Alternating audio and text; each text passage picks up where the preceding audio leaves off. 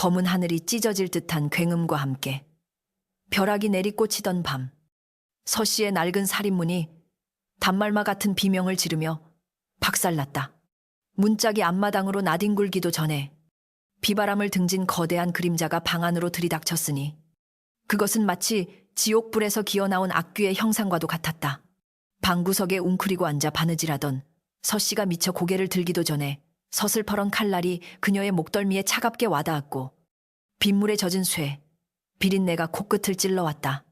덜덜 떨리는 호롱 불빛 아래 드러난 침입자의 얼굴은 다름 아닌 고을 사또박 현감이었으나 평소 위엄 있던 관복은 흙탕물에 젖어 엉망이었고 헝클어진 상투 사이로 보이는 두 눈은 광기로 번들거리고 있었다. 그는 짐승처럼 거친 숨을 몰아쉬며 서 씨의 목을 겨눈 칼끝에 힘을 주었고 얇은 피부가 눌리며 붉은 선혈이 한 방울 맺혀 주르륵 흘러내렸다. 내놔라. 당장 그 빌어먹을 옷을 내놓란 말이다. 내 아들이 지금 숨이 넘어갔어. 내년이 숨겨둔 그 요물이 아니면 살릴 방도가 없단 말이다. 박현감의 고함은 천둥소리보다 더 크게 서 씨의 고막을 때렸고 입가에 튀는 침과 섞인 술 냄새가 그녀의 정신을 아득하게 만들었다. 서 씨는 공포에 질려 입술이 파르르 떨렸지만 도대체 그가 무엇을 요구하는지, 죽은 사람을 살리는 옷이라니 당치도 않은 소리라며 손을 내저으려 했다. 그러나 박현감은 그녀의 대답을 기다릴 인내심 따위는 이미 오래전에 상실한 듯 칼을 쥔 손을 더욱 옥죄어 오며 그녀의 멱살을 잡고 거칠게 흔들어댔다. 방 안을 가득 채운 습한 공기는 숨을 쉴 때마다 폐부를 찌르는 듯했고 열린 문 밖에서는 장대비가 들이쳐 방바닥에 깔린 돗자리를 시커멓게 적시고 있었다. 사또나리, 제발 진정하시옵소서. 죽은 이를 살리는 옷이라니요. 그런 신물은 이 천한 과부의 집에 있을 리 만무하옵니다. 살려주십시오. 억울하옵니다. 서 씨가 울먹이며 애원했으나 박현감의 귀에는 그 소리가 들리지 않는 듯했다. 그는 이미 이성을 잃은 지 오래였다. 며칠 전 급사를 맞아 시름시름 앓던 외아들이 기어이 숨을 거두자 그는 의원의 만류도 뿌리치고 관아의 무기고를 뒤져 검을 빼들고 이곳까지 달려온 것이었다. 그의 머릿속에는 오로지 10년 전 이 마을에 떠돌던 기이한 소문 하나만이 맴돌고 있었다. 얼어 죽어가던 나무꾼이 서 씨가 지어준 옷을 입고 다시 숨을 쉬었다는 그 허황되고도 매혹적인 전설이 지금 이 순간 그에게는 유일한 구원의 동아줄이었던 것이다. 박현감은 서 씨를 방구석으로 거칠게 내동댕이 치고는 미친 듯이 집안의 세간을 뒤엎기 시작했다. 정성스레 개어놓은 이부자리가 허공으로 날아갔고 쌀독이 깨지며 하얀 쌀알들이 흙탕물 젖은 바닥에 흩뿌려졌다. 서 씨는 공포에 질려 구석으로 물러나며 몸을 떨었으나 그녀의 시선은 본능적으로 방 한쪽 구석에 놓인 낡은 반다지 장롱으로 향했다. 그 찰나의 시선을 놓칠 리 없는 박현감은 짐승 같은 괴성을 지르며 장롱 앞으로 달려가 자물쇠를 칼자루로 내려쳐 부수고는 문을 활짝 열어젖혔다. 그 안에는 낡은 무명천에 쌓인 세월의 때가 묻은 검붉은 색의 도포자락 하나가 고이 접혀 있었다. 그 옷은 결코 화려하지 않았다. 비단으로 지은 것도 아니요. 금실로 술을 놓은 것도 아닌 그저 거친 삼배와 무명을 섞어 짠 투박한 겉옷일 뿐이었다. 하지만 옷감 사이사이에는 묘한 약초 향이 배어 있었고 10년이라는 세월이 흘렀음에도 불구하고 마치 방금 지은 옷처럼 온기가 감도는 듯했다. 박현감은 떨리는 손으로 그 옷을 집어들었다. 그의 눈에는 이 낡은 옷덩어리가 천하의 보물보다 더 귀해 보였고 마치 죽은 아들이 살아서 돌아온 것 같은 환희가 스쳐 지나갔다. 그는 옷을 품에 안고 미친 듯이 웃음을 터뜨리다가 이내 다시 표정을 일그러뜨리며 서 씨를 노려보았다. 이것이구나. 내년이 감추고 있던 것이 바로 이것이야. 10년 전 얼어 죽은 김가놈을 살려냈다던 그 옷이 바로 이것이렸다. 박현감의 목소리는 확신에 차 있었지만 서 씨는 절망적인 눈빛으로 고개를 가로저었다. 그것은 마법의 옷이 아니었다. 그저 병약했던 남편을 위해 그녀가 10년 동안 피눈물을 흘리며 산과 들을 헤매 구한 약초를 실에 먹이고 밤새워 기도하며 지은 지극히 평범하고도 슬픈 사랑의 증표일 뿐이었다. 그 옷을 입고 나무꾼이 살아난 것은 그저 옷에 배어있던 약성과 체온을 유지하는 보온성 덕분에 가사 상태에서 깨어난 우연이었을 뿐 죽은 자를 되살리는 요술 따위는 결코 아니었다. 하지만 서 씨가 입을 떼어 변명하려 할 때마다 박형감은 그녀의 말을 가로막으며 윽박질렀다. 닥쳐라. 내년이 요망한 혀로 나를 속이려 드는 것을 내가 모를 줄 아느냐. 당장 관아로 끌고 가라. 내 아들이 이 옷을 입고 눈을 뜨지 못한다면 내년에 목을 베어 제물로 삼을 것이다. 박현감의 고함 소리에 밖에서 대기하고 있던 포졸들이 우르르 몰려들어와 서 씨의 양팔을 거칠게 낚아챘다. 빗물에 젖은 포승줄이 그녀의 가녀린 손목을 파고들었고 그녀는 저항 한 번 제대로 해보지 못한 채 진흙탕 속으로 끌려 나갔다. 하늘에서는 여전히 뇌성병력이 치고 있었고 억수같이 쏟아지는 비는 서 씨의 절규를 삼켜버렸다. 그녀는 진흙 범벅이 된 채 뒤를 돌아보았다. 찢어진 문틈으로 보이는 난장판이 된 방 안에는 남편의 위패가 쓰러져 뒹굴고 있었다. 남편이 죽어가던 그 겨울밤 마지막으로 입혀주려 했으나 끝내 입히지 못했던 그 옷이 이제는 엉뚱한 탐욕의 희생양이 되어 낯선 사내의 손에 들려 사라지고 있었다. 서 씨의 가슴 속에서는 천불이 일었으나 입 밖으로 나오는 것은 빗물 섞인 신음뿐이었다. 그녀는 칠흑 같은 어둠 속으로 죽음보다 더 깊은 절망 속으로 끌려가며 생각했다. 어찌하여 하늘은 이토록 잔인한가? 어찌하여 가난하고 힘없는 자의 작은 정성마저도 권력자의 탐욕 앞에서는 죄가 되는가? 관아로 끌려가는 길은 멀고도 험했다. 날카로운 돌부리에 채여 발가락이 찢어지고 거친 흙바닥에 무릎이 까져도 포졸들은 걸음을 멈추지 않았다. 그들은 서 씨를 마치 짐짝처럼 다루었고 그녀가 휘청거릴 때마다 창대로 등을 찌르며 재촉했다. 박형감은 말을 타고 앞서가며 품에 안은 옷이 비에 젖을세라 자신의 도포자락으로 감싸 안고 있었다. 그 모습은 기괴하기 짝이 없었다. 살아있는 사람보다 죽은 자를 위한 헌옷 쪼가리를 더 귀하게 여기는 그 광경은 이 밤의 폭풍우보다 더 비현실적이고 공포스러웠다. 서 씨는 흐릿해지는 의식 속에서 10년 전 그날의 기억을 떠올렸다. 눈보라가 몰아치던 밤, 문 앞에 쓰러져 있던 나무꾼에게 그 옷을 덮어주었던 그 순간의 연민이 10년 후 자신의 목숨을 위협하는 칼날이 되어 돌아올 줄이야. 누가 알았겠는가. 관아의 육중한 대문이 열리고 서 씨는 차가운 돌바닥 위로 내동댕이 쳐졌다. 마당 한가운데에는 횃불이 어지럽게 춤을 추고 있었고 대청마루 위에는 하얀 소복을 입은 박현감의 아들 시신이 눕혀져 있었다. 시신의 얼굴은 이미 잿빛으로 변해 있었고 입술은 보라색으로 굳어 생기의 흔적이라곤 찾아볼 수 없었다. 박현감은 말에서 뛰어내리자마자 시신 곁으로 달려가 떨리는 손으로 서 씨의 옷을 펼쳤다. 그리고는 주문을 외우듯 중얼거리며 뻣뻣하게 굳은 아들의 팔을 끼워 넣으려 애썼다. 아가, 일어날 것이다. 이 애비가 보물을 가져왔다. 이 옷만 입으면 다시 숨을 쉴 것이야. 그의 목소리는 애처로움을 넘어 섬뜩하기까지 했다. 관속들과 하인들은 숨조차 제대로 쉬지 못한 채 그 광경을 지켜보고 있었다. 누구도 현감의 행동이 미친 짓이라고 말할 수 없었다. 그랬다가는 당장 목이 달아날 판국이었기 때문이다. 서 씨는 빗물과 눈물로 범벅이 된 얼굴을 들고 그 참담한 광경을 바라보았다. 옷은 맞지 않았다. 이미 사후 경직이 시작된 시신에 옷을 입히는 것은 불가능해 보였다. 그러자 박현감은 괴성을 지르며 아들의 팔을 억지로 꺾었고 뚝 하는 뼈 부러지는 소리가 정적을 깨고 울려 퍼졌다. 그 끔찍한 소리에서 씨는 비명을 지르며 눈을 질끈 감았다. 자식을 살리겠다는 일념이 자식의 시신을 훼손하는 폐륜으로 이어지는 순간이었다. 우여곡절 끝에 옷이 입혀졌다. 넉넉했던 서 씨, 남편의 옷은 퉁퉁 부은 시신의 몸을 기괴하게 감쌌다. 박현감은 무릎을 꿇고 아들의 얼굴을 들여다보았다. 1초, 2초, 1분. 시간은 엿가락처럼 늘어져 흘러갔다. 빗소리만이 요란할 뿐 시신은 미동도 하지 않았다. 당연한 일이었다. 죽음은 돌이킬 수 없는 자연의 섭리였으니까.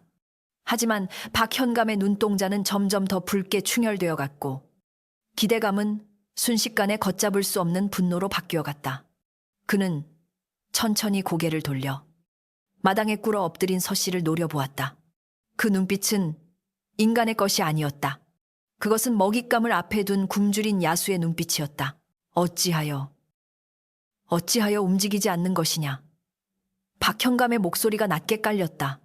분명 10년 전에는 죽은 자도 살려냈다고 하지 않았느냐. 내년이 무언가 숨기고 있는 게지. 옷을 작동시키는 주문이라도 있는 것이냐. 아니면 이 옷이 가짜란 말이냐. 그는 자리에서 벌떡 일어나 대청마루를 뛰어내려왔다.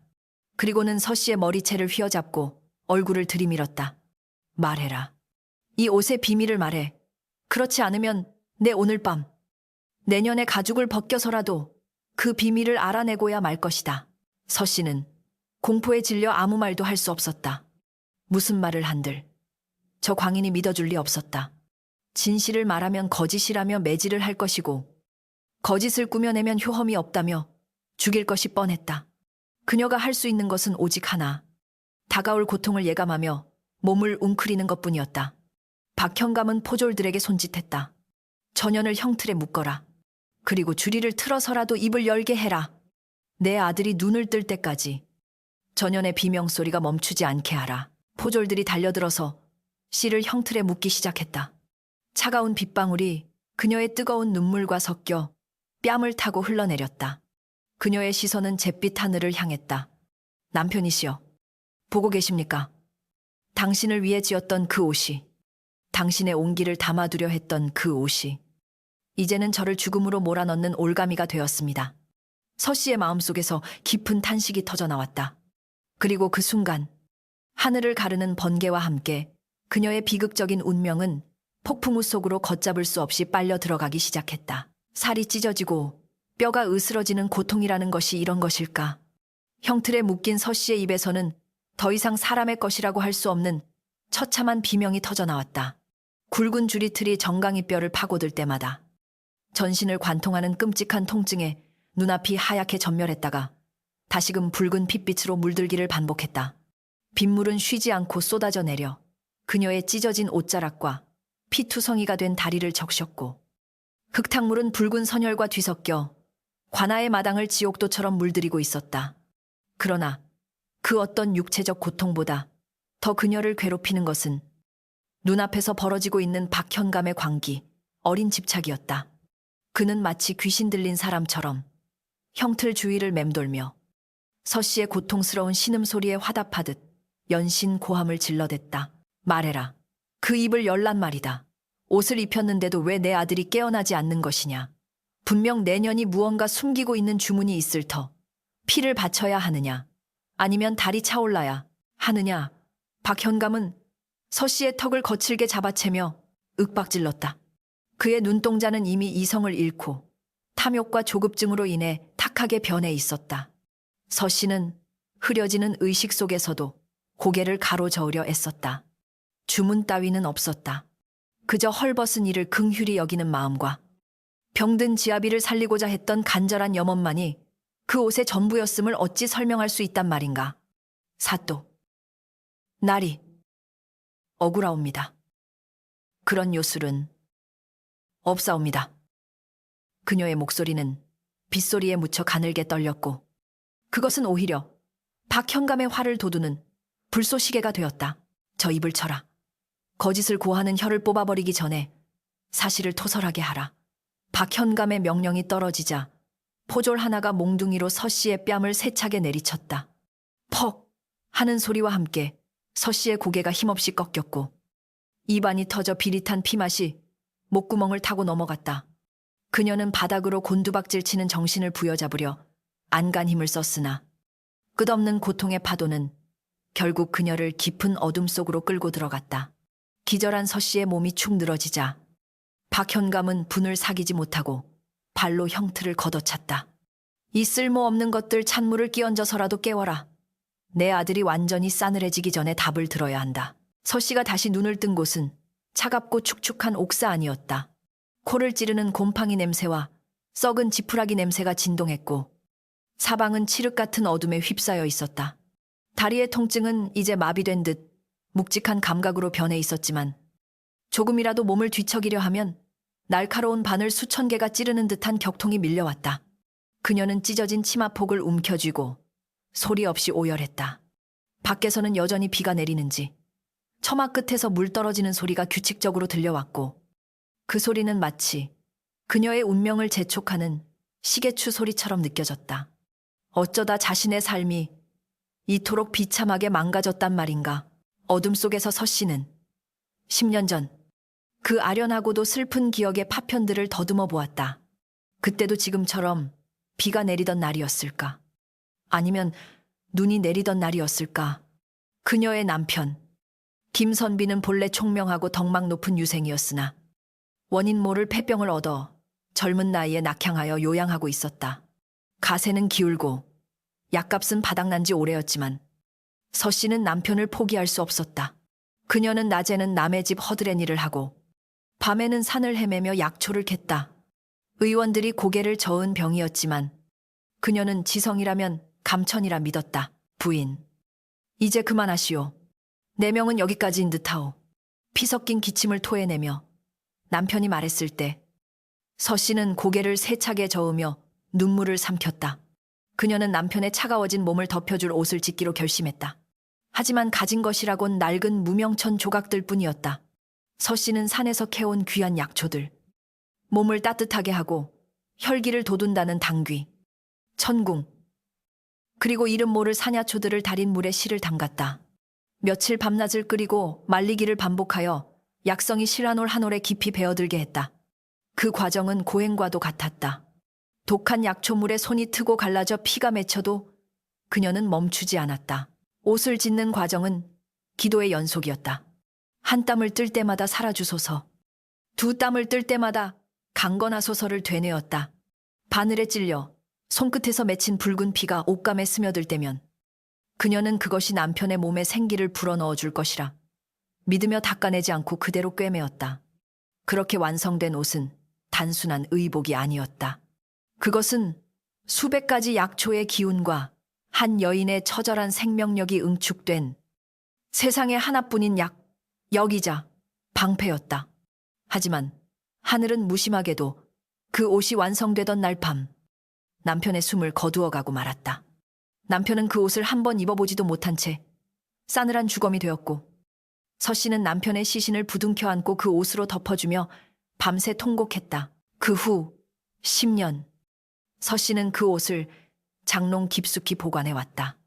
남편의 채취가 그리고 자신의 정성이 서린 그 옷을 차마 태울 수 없었기 때문이었다. 그러던 어느 겨울 문 앞을 지나다 쓰러진 나무꾼을 발견하고 무심결에 그 옷을 덮어주었던 일이 화근이 되었다. 동사 직전의 나무꾼이 옷에 배인 약초의 온기와 향 덕분에 기적적으로 의식을 되찾았을 때 사람들은 그것을 기적이라 불렀다. 그리고 그 기적은 와전되고 부풀려져 죽은 자를 되살리는 신비의 명주라는 헛소문이 되어 떠돌게 된 것이었다.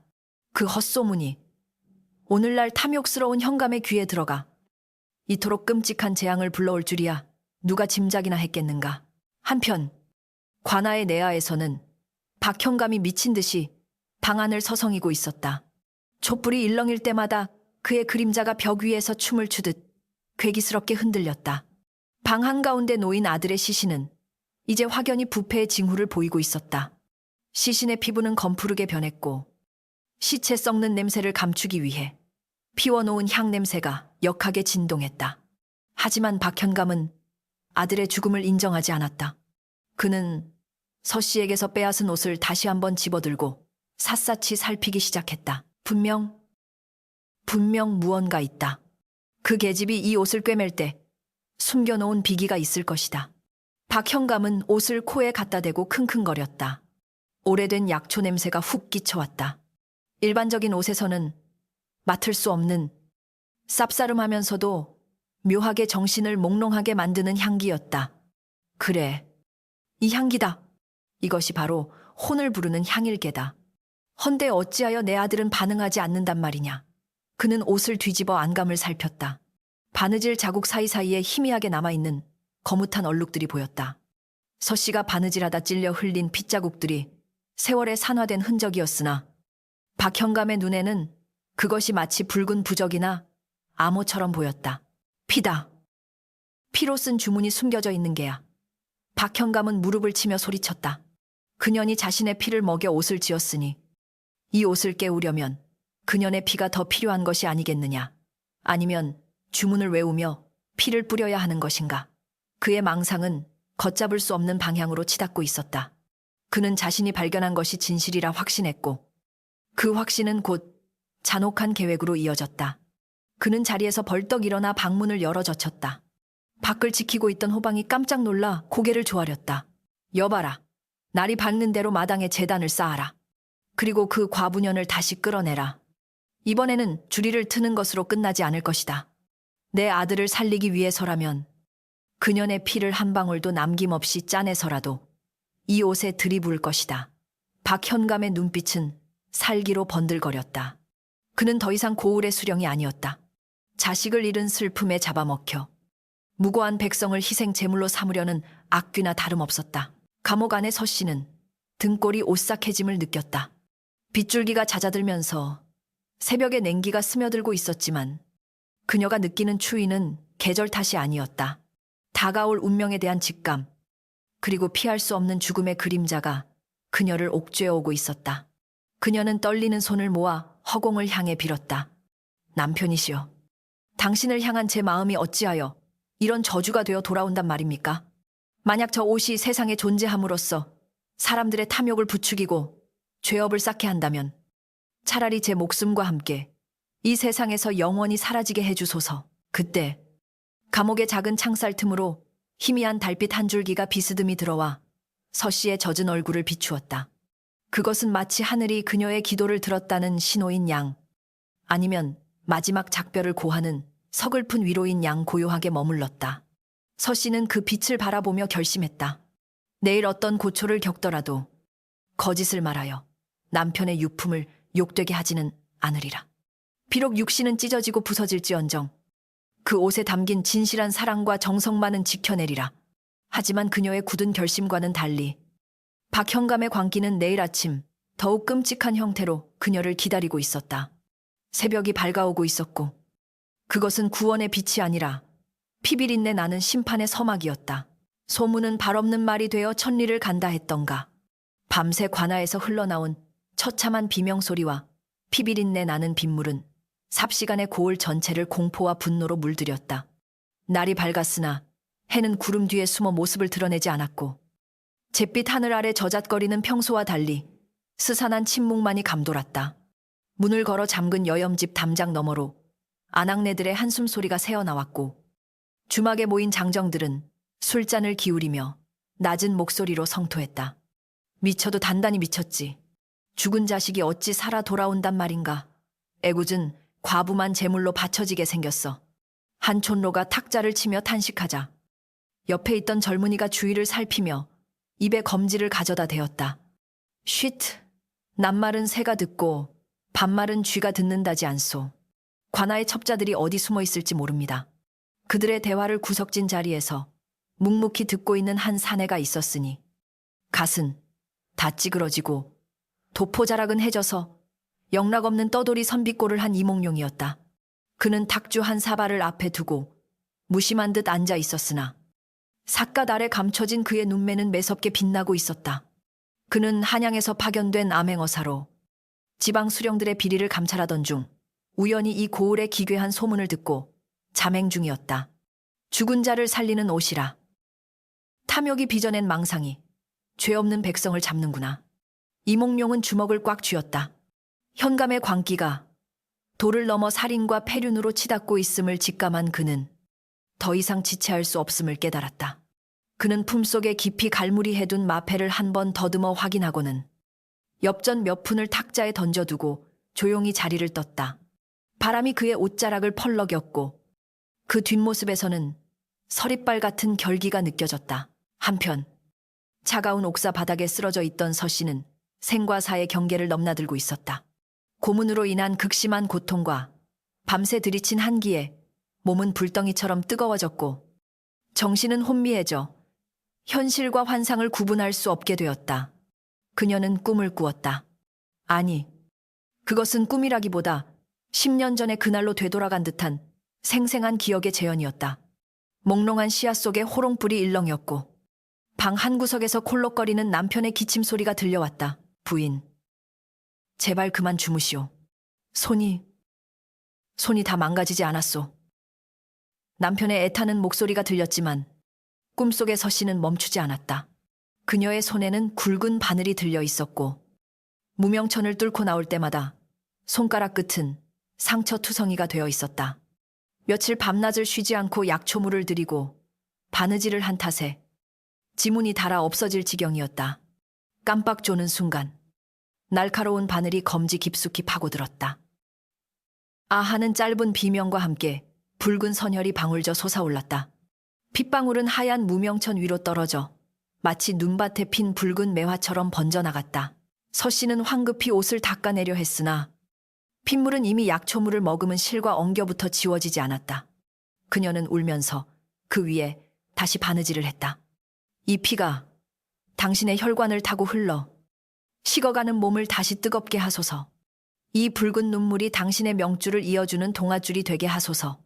주문처럼 중얼거리는 그녀의 기도에는 처절한 한과 사랑이 서려 있었다. 그것은 마법이 아니었다.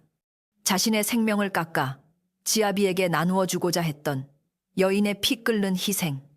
바로 그것이었다. 꿈속의 장면이 바뀌어 완성된 옷을 들고 남편에게 다가가는 순간 남편은 핏기 없는 미소를 지으며 고개를 저었다. 미안하오. 부인의 정성을 입고 살기에는 내 죄업이 너무 무거운가 보.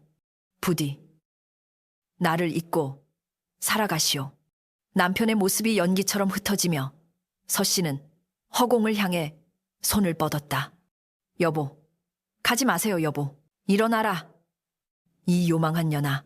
거친 고함 소리와 함께 찬물이 끼얹어졌다. 서씨는 비명을 지르며 현실로 돌아왔다. 눈을 뜨자 옥사문이 활짝 열려 있었고 흉흉한 표정의 옥졸들이 그녀를 내려다보고 있었다. 물에 젖은 몸이 사시나무 떨듯 떨려왔다. 사또께서 부르신다. 오늘이야말로 내년의 그 요사스러운 입을 열어 옷의 비밀을 밝혀내야겠다 하신다. 옥졸들은 축 늘어진 서씨를 짐승처럼 끌어냈다. 그녀의 다리는 이미 감각이 없어 걸을 수조차 없었기에 질질 끌려가는 그녀의 뒤로 흙바닥에 긴 자국이 남았다. 관아마당에는 기괴한 풍경이 펼쳐져 있었다. 박현감은 마당 한가운데에 제단을 높이 쌓아 올리고 그 위에 아들의 시신을 안치해 두었다. 시신에는 서씨의 옷이 입혀져 있었는데 억지로 끼워 맞춘 탓에 옷솔기가 터져나가 볼썽사나운 몰골이었다. 제단 주위에는 붉은 깃발들이 나부꼈고 무당을 불러 구판이라도 버릴 기세로 북소리가 둥둥 울리고 있었다. 박현감은 제단 앞에 서서 붉게 충혈된 눈으로 서씨를 노려보았다. 그는 이제 완전히 미쳐 있었다. 의관은 흐트러졌고 손에는 제물로 쓸 닭의 목을 베어 피가 뚝뚝 떨어지는 칼을 들고 있었다. 보아라, 하늘도 무심치 않아 비를 그치게 하셨다. 이제 내년의 피로 이 옷을 깨울 차례다. 박현감은 칼을 허공에 휘두르며 소리쳤다. 내년이 바느질할 때 피를 흘려 옷을 지었다는 것을 내가 모를 줄 알았느냐. 옷감을 자세히 보니 붉은 핏자국이 실오라기마다 베어 있더구나. 그 피가 바로 생명을 부르는 열쇠였던 개야. 현감의 빗나간 추리는 소름 끼칠 정도로 정확하면서도 끔찍하게 왜곡되어 있었다. 그는 서씨의 희생을 흑마술의 재료로 오해하고 있었던 것이다. 서씨는 형틀에 다시 묶이며 절망적인 눈빛으로 현감을 올려다보았다. 사또, 그것은 제 피눈물이옵니다. 지아비를 살리고자 했던 제 간절한 마음일 뿐 죽은 자를 살리는 사술이 아니옵니다. 그녀가 토해내듯 외쳤으나 박현감은 듣지 않았다. 시끄럽다. 내년의 피를 이 옷에 뿌리면 내 아들의 멈춘 심장도 다시 뛸 것이다. 여봐라. 전연의 손가락을 베어라. 10손가락에서 피를 받아내어 이 옷을 적셔라. 그 잔혹한 명령에 마당에 모인 관속들과 구경 나온 백성들조차 숨을 죽이고 고개를 돌렸다. 누구도 감히 나서서 말릴 엄두를 내지 못했다. 집행관이 서슬퍼런 단도를 들고 서 씨의 손을 낚아챘다. 서 씨는 눈을 질끈 감았다. 이제 모든 것이 끝이라 생각했다. 남편이 남긴 마지막 유품이 자신의 피로 더럽혀지고 살인의 도구로 쓰이는 것을 보느니 차라리 혀를 깨물고 죽고 싶은 심정이었다. 멈추시오. 그때 천둥소리처럼 우렁찬 호통이 관아의 담장을 넘어 울려 퍼졌다. 칼을 들이대던 집행관이 흠칫 놀라 손을 멈췄고 박형감은 눈을 부라리며 소리난 쪽을 돌아보았다. 누구냐? 감히 신성한 의식을 방해하는 놈이 누구냐? 관아의 대문이 활짝 열리며 낡은 삿갓을 쓴 선비 하나가 당당하게 걸어 들어왔다. 수십 명의 포졸들이 창을 겨누며 앞을 막아섰지만 그는 눈 하나 깜짝하지 않고 뚜벅뚜벅 걸어와 마당 한가운데 섰다. 바로 이몽룡이었다. 비록 행색은 초라했으나 그에게서 뿜어져 나오는 위압감은 좌중을 압도하기에 충분했다. 그는 천천히 삿갓을 벗어 옆구리에 끼고 박형감을 똑바로 응시했다. 한 고을의 수령이라는 자가 자식 잃은 슬픔에 눈이 멀어 백성을 도륙하고 사술에 의지하려 하다니 부끄럽지도 않소. 이몽룡의 일갈에 박형감의 얼굴이 일그러졌다. 네, 이놈 어디서 굴러먹던 거지? 놈이 관아에 난입하여 헛소리를 지저대느냐? 저놈도 당장 묶어라. 저놈의 피도 함께 제물로 바치리라. 현감이 발악하며 소리쳤다.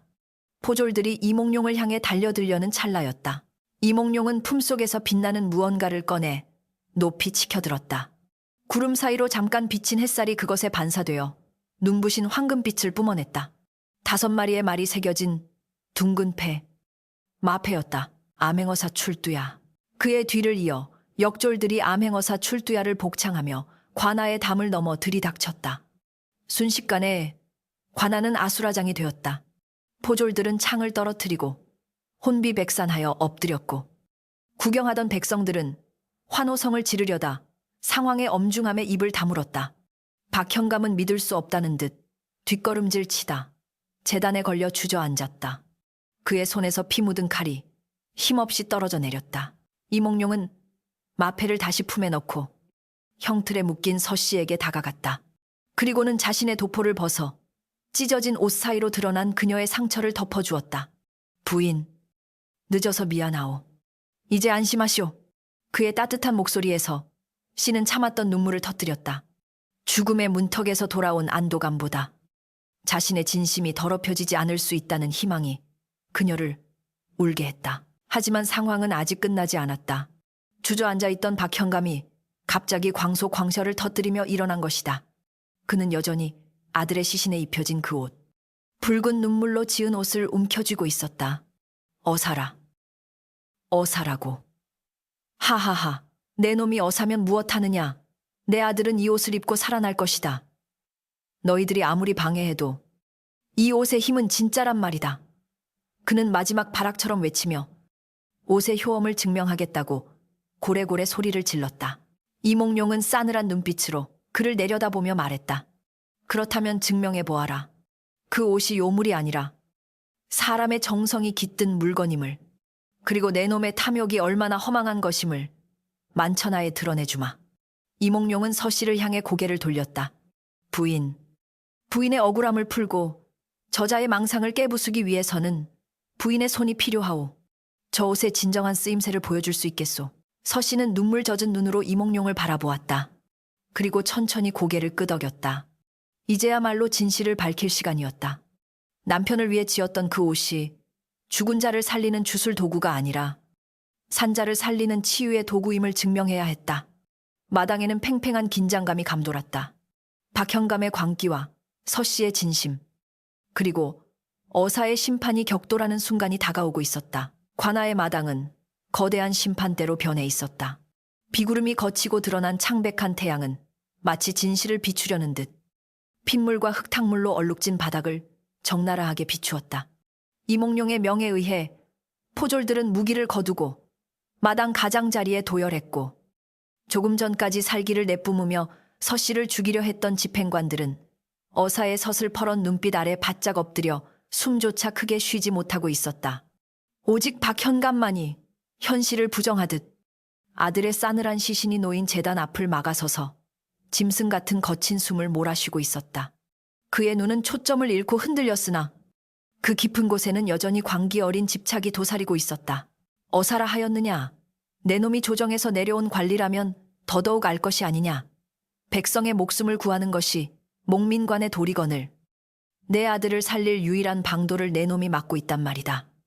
박현감은 쉰 목소리로 절규했다. 그는 여전히 자신이 피해자이며 서 씨의 옷이 아들을 살릴 마지막 희망이라 굳게 믿고 있었다. 이몽룡은 그런 현감을 보며 혀를 찼다. 탐욕과 무지가 결합하면 얼마나 끔찍한 괴물을 만들어내는가. 그는 차가운 목소리로 명했다. 여봐라. 형방은 지금 즉시 관아의 옥사나 행랑채를 뒤져 숨이 붙어 있으나 위중하여 죽음이 임박한 자를 데려오라. 시신이 아닌 살아있는 자라야 한다.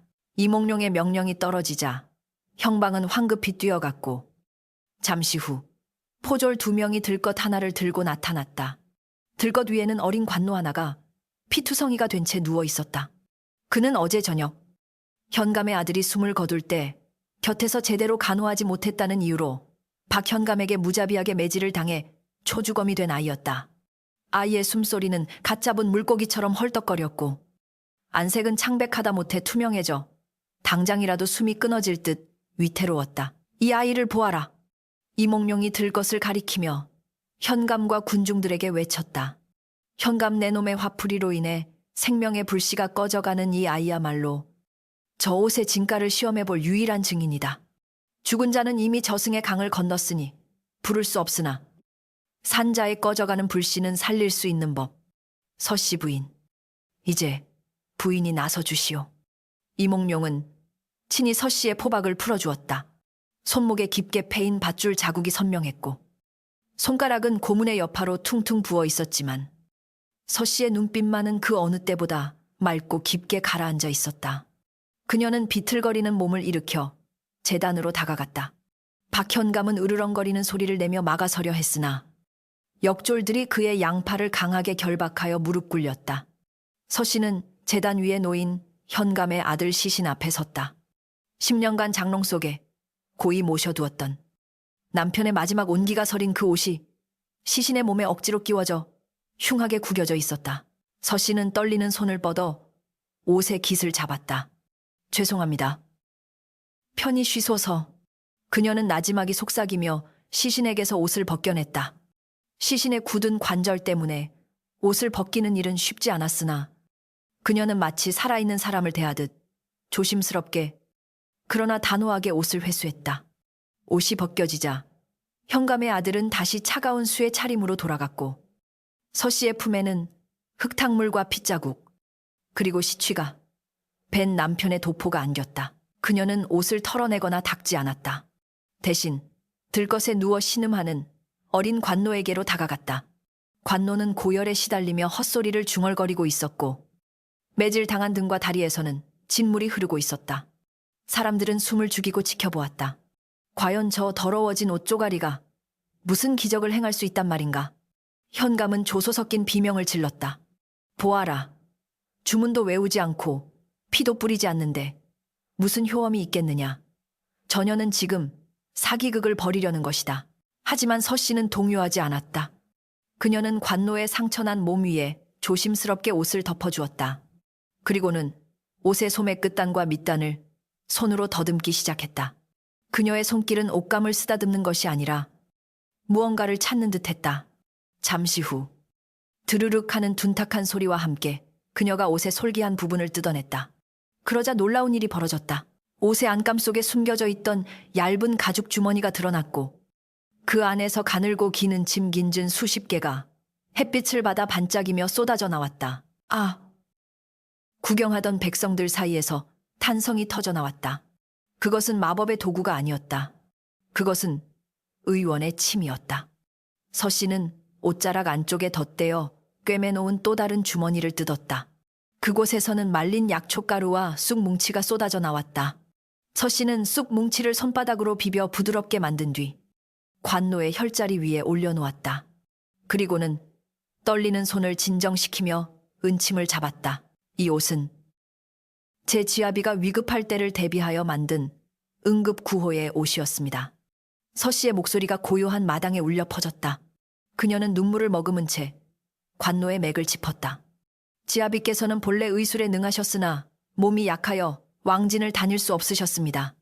그래서 제가 약초를 캐오면 그 약성을 옷감에 베게 하고 위급 시에 쓸 침과 뜸쑥을 옷의 솔기마다 숨겨두어 언제든 위급한 일을 만나면 옷을 벗어 덮어주고 치료할 수 있게 만드신 것입니다. 서 씨의 손이 춤을 추듯 움직였다. 그녀는 남편의 어깨 너머로 배운 의술을 기억해내며 관노의 꽉 막힌 기혈을 뚫기 위해 침을 놓았다. 백회, 인중, 합곡. 그녀의 손끝에서 은침이 정확하게 혈자리를 찾아 들어갔다. 그리고 그녀는 옷 자체를 이용했다. 10년간 숙성된 약초의 성분이 배어있는 옷감을 관노의 환부에 밀착시키고 자신의 체온으로 문질러 약 기운이 피부 속으로 스며들게 했다. 옷에서 풍겨나오는 알싸한 당귀와 천궁의 향기가 피냄새를 덮으며 사방으로 퍼져나갔다. 그것은 주술이 아니었다. 그것은 지극한 정성징성과 의술 이술의 결합이었다. 10년 전 얼어 죽어가던 나무꾼이 살아난 것도 그가 이 옷을 덮고 있음으로써 체온이 유지되었고 옷에 숨겨진 약초의 향이 막힌 기도를 열어주고 혈액순환을 도왔기 때문이었다. 그것은 과학이자 지혜였지. 결코 귀신의 장난이 아니었다. 시간이 얼마나 흘렀을까. 죽은 듯 늘어져 있던 관노의 입에서 컥 하는 소리가 터져 나왔다. 막혀있던 숨통이 트이며 갈에 섞인 기침이 쏟아져 나왔고 창백했던 아이의 뺨에 옅은 홍조가 돌기 시작했다. 차갑게 식어가던 손발에 온기가 돌아오는 것이 눈에 보일 정도였다. 살았다. 아이가 살았어. 백성들 사이에서 환호성이 터져 나왔다. 그것은 그 어떤 구판이나 제사보다 더 경이로운 광경이었다. 죽어가던 생명이 낡은 옷 한 벌과 여인의 손끝에서 다시 피어나는 순간이었다. 이몽룡은 그 모습을 지켜보며 깊은 감동에 젖어 고개를 끄덕였다. 이것이야말로 진정한 활인 호렌의 도가 아니겠는가. 반면 박현감은 넋이 나간 사람처럼 그 광경을 바라보고 있었다. 그는 믿을 수 없다는 듯 고개를 저었다. 아니야. 그럴 리가 없어. 죽은 자를 살려야지. 고작 다친 놈을 치료하는 게 무슨 보물이냐. 그는 끝까지 자신의 믿음을 버리지 못하고 중얼거렸다. 그 모습은 추악함을 넘어 애처롭기까지 했다. 이몽룡은 성큼성큼 다가가 현감 앞에 섰다. 그리고 우렁찬 목소리로 죄상을 낱낱이 고했다. 죄인 박 아무개는 들으라. 너는 고을의 수령으로서 백성을 돌보지 않고 개인의 사사로운 욕망과 미신에 빠져 무고한 백성을 고문하고 죽이려 하였다. 또한 자연의 섭리인 생과 사를 거스르려 하며 사수를 맹신하여 관할을 더럽히고 국법을 어지럽혔다. 그 죄는 하늘이 알고 땅이 알며 여기 모인 모든 백성이 증인이니라. 이몽룡의 호통에 박현감은 바닥에 주저앉았다. 그의 시선은 허공을 배회하다가 마침내 싸늘하게 식어버린 아들의 시신에 머물렀다. 그제야 비로소 그는 깨달은 듯했다. 아무리 귀한 옷이라도, 아무리 많은 피를 뿌려도 한 번 떠난 생명은 돌아오지 않는다는 것을, 그리고 자신이 그 헛된 희망을 쫓느라 살아있는 사람들을 얼마나 잔혹하게 짓밟았는지를. 박현감은 머리를 감싸 쥐고 짐승 같은 비명을 질렀다. 그것은 뒤늦은 후회와 절망의 울부짖음이었다. 포졸들이 달려들어 현감을 포박했다. 그의 화려했던 관복은 흙투성이가 되었고 머리에 쓴 관은 벗겨져 나뒹굴었다. 권불 10년 전부신년이라 했던가. 한 고을을 호령하던 권력자의 몰락은 순식간이었다. 서 씨는 치료를 마친 관노의 이마에 맺힌 땀을 닦아주었다. 아이는 편안한 얼굴로 잠들어 있었다. 그녀는 안도의 한숨을 내쉬며 고개를 들었다. 마침내 구름이 완전히 걷히고 따사로운 햇살이 관아마당을 가득 채웠다. 그 햇살 아래 흙탕물 묻은 그녀의 옷과 남편의 유품인 낡은 도포가 그 어떤 비단 옷보다 고귀하게 빛나고 있었다. 이몽룡은 서 씨에게 다가가 정중하게 허리를 굽혔다. 부인. 부인의 지혜와 용기가 한 생명을 구하고 정의를 바로 세웠소. 내 이 일을 조정에 낱낱이 고하여 부인의 억울함을 풀고 큰 상을 내리도록 하겠소. 서 씨는 고개를 저으며 씁쓸하게 웃었다. 어사나리. 상이라니 당치 않사옵니다. 저는 그저 제 남편의 유지가 왜곡되는 것이 두려웠고 눈앞의 생명을 외면할 수 없었을 뿐입니다. 이 옷은 사람을 살리는 옷이지 사람을 해야 하는 옷이 아니니까요. 그녀의 말에 마당에 모인 모든 이들이 숙연해졌다. 바람이 불어와 옷에 배인 약초 향기를 실어 날랐다. 그 향기는 피비린내와 곰팡내를 밀어내고 관아 구석구석을 맑고 향긋한 기운으로 채웠다. 그것은 봄이 오는 소리였고 긴 악몽이 끝나고 평화가 찾아왔음을 알리는 신호였다. 하지만 서 씨의 눈에는 여전히 깊은 슬픔이 고여 있었다. 사건은 해결되었으나 그녀가 겪은 상처와 잃어버린 평온은 쉽게 돌아오지 않을 것임을 알기에, 그리고 무엇보다 이제 이 기적의 오지 세상의 정체를 드러낸 이상 또 다른 탐욕의 눈길이 쏠릴 것임을 그녀는 직감하고 있었다. 폭풍우가 휩쓸고 간 자리에는 언제나 그렇듯 거짓말처럼 맑고 투명한 평온이 찾아오는 법이다. 박현감의 광기 어린 소동이 있고 난 뒤 고을의 공기는 한층 가벼워져 있었다. 조정으로 압송되어가는 박현감의 행렬을 뒤로하고 고을 사람들은 다시 일상으로 돌아갔으나 그들의 입에서는 서씨 부인과 기적의 옷에 대한 이야기가 끊이지 않았다. 하지만 정작 그 소문의 주인공인 서씨는 관아에서 내어준 비단과 쌀과 마니를 모두 사양하고 찢어지고 흙투성이가 된 그 낡은 도포 한 벌만을 품에 안은 채 조용히 자신의 허름한 초가로 돌아왔다. 마당에 널브러져 있던 세간살이는 이웃들이 십시일반으로 치워주어 어느 정도 정리가 되어 있었으나 뜯겨나간 문짝과 부서진 장롱은 그날 밤의 참상을 고스란히 기억하고 있었다. 며칠 후 암행어사 이몽룡이 한양으로 떠나기 전 서 씨의 집을 찾았다. 그는 평복 차림으로 살인문 앞에 서서 인기척을 내었고 서 씨는 정갈하게 빗어넘긴 머리에 하얀 소복을 입고 그를 맞이했다. 그녀의 얼굴은 며칠 전의 초췌함은 온데간데 없고 마치 깊은 산속의 옹달샘처럼 맑고 고요해 보였다. 이몽룡은 마루 끝에 걸터앉아 서 씨가 내온 쑥차를 한 모금 마시며 입을 열었다. 부인, 조정에서는 부인의 공을 높이 사서 상을 내리고자 하였으나 어찌하여 모두 물리치신 게요. 넉넉한 재물이 있다면 남은 생을 편안히 보낼 수 있을 터인데. 그의 물음에는 진심 어린 안타까움이 배어 있었다. 서 씨는 찻잔을 만지작거리며 옅은 미소를 지었다. 어사나리, 재물은 있다가도 없는 것이요 없다가도 생기는 법입니다. 하물며 제 지아비의 유품으로 인해 생긴 소란으로 얻은 재물을 제가 어찌 편한 마음으로 쓸 수 있겠습니까? 그 옷이 탐욕의 대상이 되어 사람을 해칠 뻔했는데 그 대가로 호의호식한다는 것은 죽은 이에게도 산 이에게도 도리가 아니옵니다. 그녀의 목소리는 담담했으나 그 안에 담긴 뜻은 태산처럼 무거웠다. 이몽룡은 고개를 끄덕이며 그녀의 뜻을 존중했다. 과연 부인의 심성이 비단보다 곱고 대나무보다 곧구려. 허나 한 가지 걱정되는 것은 그 옷의 효험을 직접 목격한 이들이 많아 또다시 누군가가 헛된 욕심을 품고 부인을 괴롭히지 않을까 하는 점이요. 서 씨는 방 한 구석에 보자기로 싸둔 옷을 바라보았다. 염려 마시옵소서. 제게는 이미 생각이 있습니다. 이 옷은 본래 세상에 나와서는 안 되는 물건이었습니다. 제 개인적인 슬픔과 집착이 만들어낸 허상이었으니까요. 이제 그 허상을 제 손으로 거두어 드릴 때가 되었습니다. 그녀의 결연한 눈빛을 본 이몽룡은 더 이상 묻지 않았다. 그는 자리에서 일어나 정중히 작별을 고했다. 부디 강건하시오. 내 한양에 가서도 부인의 고결한 뜻을 잊지 않으리다. 어사가 떠나고 난 뒤 서 씨는 보자기를 품에 안고 자리에서 일어났다. 따사로운 봄볕이 내리쬐는 오후였다. 겨우내 얼어붙었던 땅이 녹아 질척거리는 산길을 따라 서 씨는 묵묵히 걸음을 옮겼다. 그녀가 향하는 곳은 마을 뒷산 양지 바른 곳에 위치한 남편의 무덤이었다. 10년 전 남편을 떠나보내며 눈물로 다져놓았던 봉분 위에는 어느새 파릇파릇한 봄풀이 돋아나고 있었다. 산새들이 지저귀는 소리와 바람에 스치는 나뭇잎 소리가 고요한 산중의 정적을 메우고 있었다. 서 씨는 무덤 앞에 보자기를 내려놓고 큰 절을 올렸다. 차가운 흙바닥의 감촉이 이마에 닿자 참아왔던 그리움이 본물 터지듯 밀려왔다. 여보, 제가 왔습니다.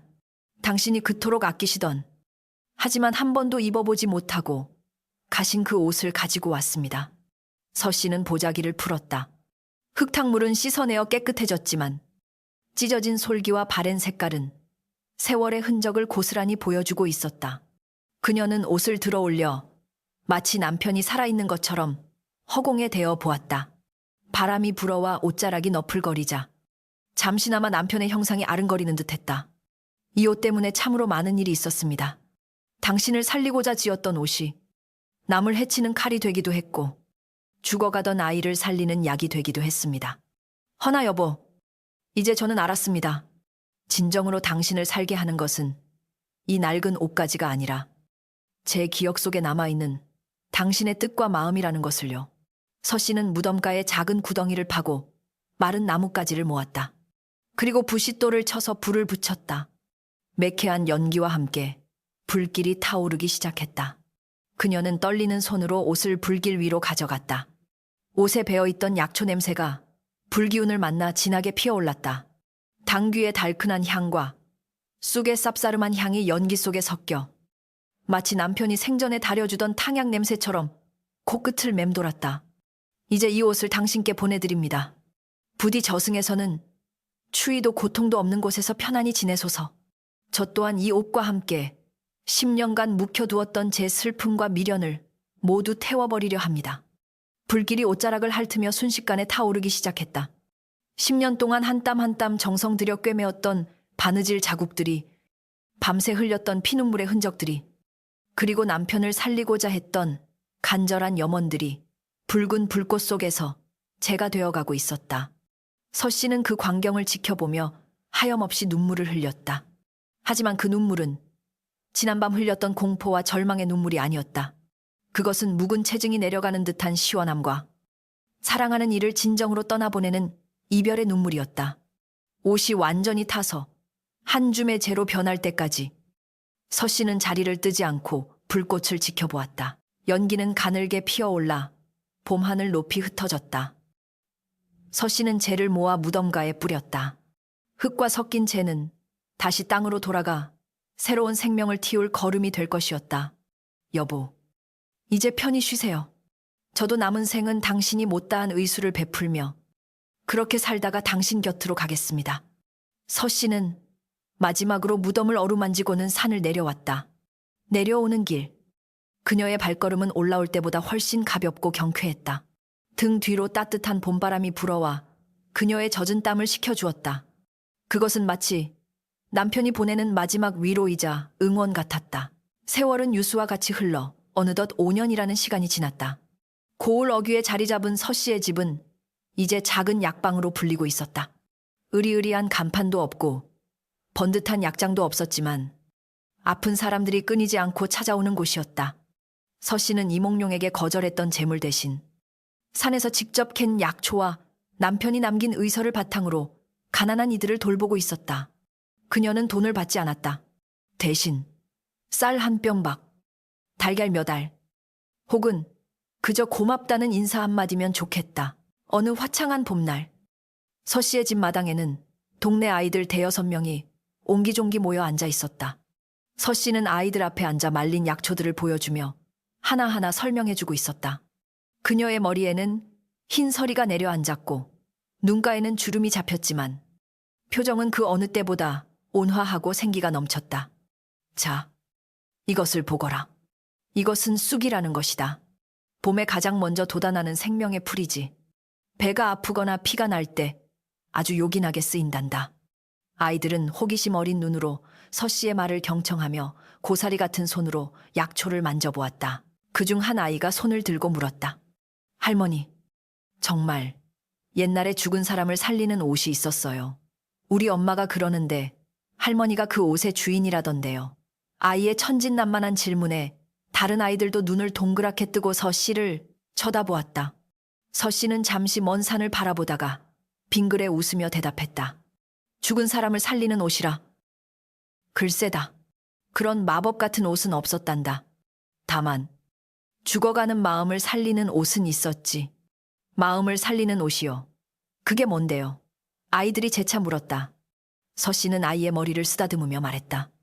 누군가를 간절히 위하는 마음, 아픈 이를 긍휼히 여기는 마음, 그리고 그 마음을 담아 정성을 다하는 것. 그것이 바로 사람을 살리는 진짜 마법이란다. 옷은 그저 껍데기일 뿐이지.